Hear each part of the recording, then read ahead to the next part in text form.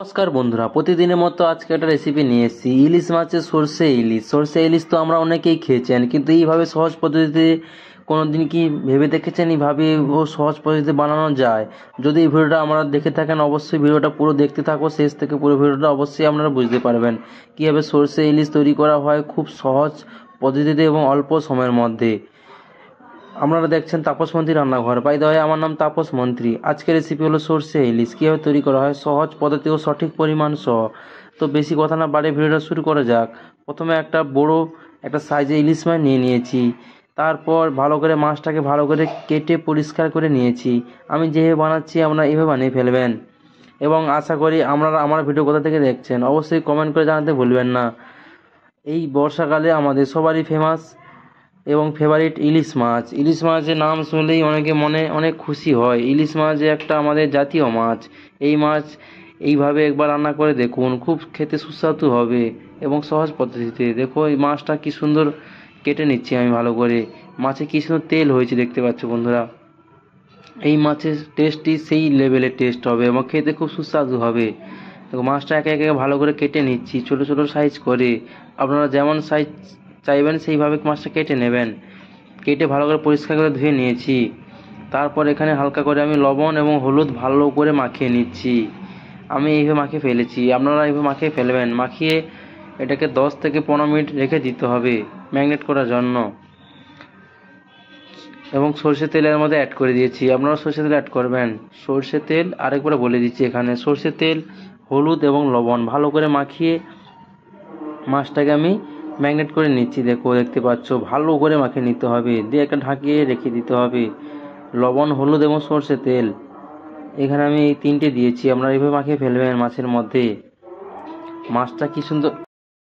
তারপরে একটা পাত্রের মধ্যে আমি সর্ষে নিয়ে নিচ্ছি।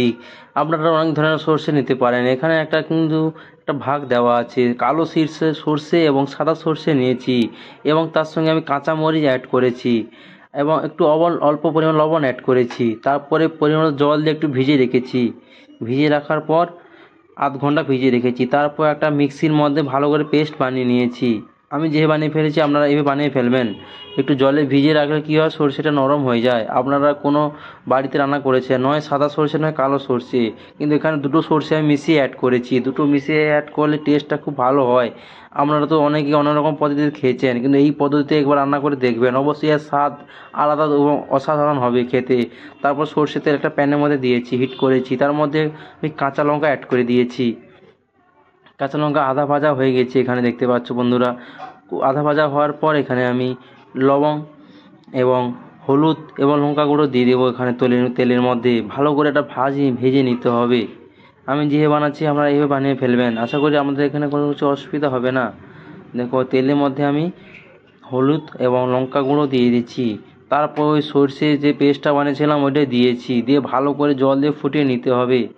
আপনারা যে বাড়িতে রান্না করতে যে ভুলটা করেন, যে সরষেটা জলে ভিজিয়ে রাখলে ভালো করে পিষে হবে এটা। তারপর এই তেলটা ভাজা হয়ে গেলে এই পেস্টটা দিয়ে ভালো করে নেড়ে ভালো করে ফুটিয়ে নিতে হবে, যাতে সরষের মধ্যে যে গ্যাসটা থাকে সেটা চলে যাবে। দেখতে পাচ্ছি কি সুন্দর ফুটিয়ে নিয়েছি হালকা করে। আপনারা এইভাবে ফুটিয়ে নেবেন ভালো করে, একবার দুবার জল দিয়ে ভালো করে ফুটিয়ে ফেলবেন। আপনারা ভিডিওতে কোথা থেকে দেখছেন অবশ্যই কমেন্ট করতে ভুলবেন না। আগামী ভিডিওতে অবশ্যই আপনার ধন্যবাদ জানাবো। এরকম নিত্য নতুন রেসিপি দেখতে চাইলেই আমার ইউটিউব চ্যানেলকে সাবস্ক্রাইব করে পাশে থাকবেন এবং ভালো ভালো রেসিপি দেখার জন্য। দেখো একটা জলটা ফুটে গেছে। তারপর আমি ইলিশ মাছগুলো যে মাখিয়ে ঢাকিয়ে রেখেছিলাম ওইগুলো আমি এক এক করে আমি আমাদের দিয়ে দিয়েছি। দেওয়ার পর ভালো করে ভাপিয়ে ঢাকিয়ে রেখে সিদ্ধ করে নিতে হবে অল্প হিটের মধ্যে ঢাকিয়ে 5 থেকে 10 মিনিট হাই ফ্লেমে সিদ্ধ করতে হবে। তারপর 5 থেকে 10 মিনিট স্লো ফ্লেমে এটাকে সিদ্ধ করতে হবে। তারপর এখানে একটা লবণ পরিমাণ আমি একটু কম ছিল দেখে একটু লবণ অ্যাড করে দিয়েছি। আপনারা যেমন লবণ খান সেই পরিমাণটা এখানে দিয়ে চেক করে নেবেন। দেখতে পাচ্ছ কী সুন্দর গ্রেভিটা হয়েছে দেখতে পাচ্ছ বন্ধুরা।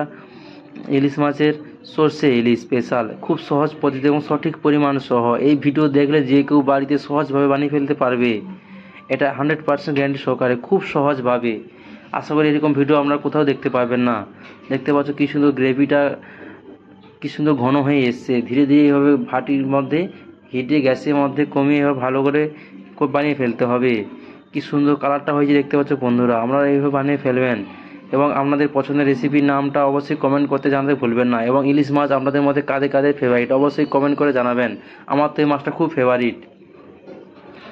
দেখতে পাচ্ছ আমার রান্নাটা পুরো কমপ্লিট হয়ে গেছে, গ্যাস না আমি নিয়েছি। তারপর গরম গরম ভাত, তার সঙ্গে কাঁচা লঙ্কা, লেবু, তার সঙ্গে ইলিশ মাছ, পুরো একদম জমে ক্ষীর হয়ে যায় বন্ধুরা।